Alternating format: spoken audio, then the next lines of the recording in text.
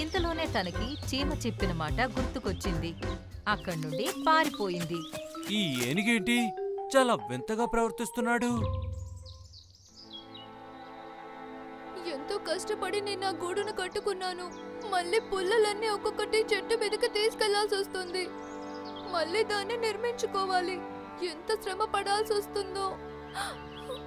ఇంతలోనే రాము ఏనుగు మెత్తటి గడ్డితో చేసిన గూడును తీసుకుని వచ్చింది. టీను పిచ్చుక, నువ్వేం కంగారు పడకు, నేనే ఏదో ఒకటి చేస్తాను.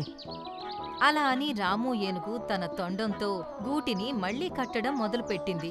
అప్పుడే చీమ కూడా తన తొండంని కుట్టడం ఆపేసింది.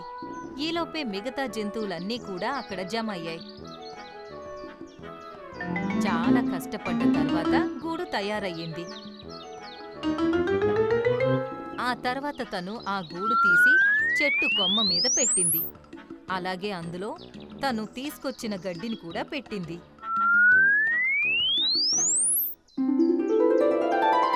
ఇదిగో టీను పిచ్చుక, మీ ఇల్లు పూర్తిగా తయారైంది. నన్ను క్షమించు. నేను నీకు చాలా నష్టం కలిగించాను. నేను చేసిన దానికి ఆ తప్పు సరిదిద్దుకున్నానని అనిపిస్తోంది.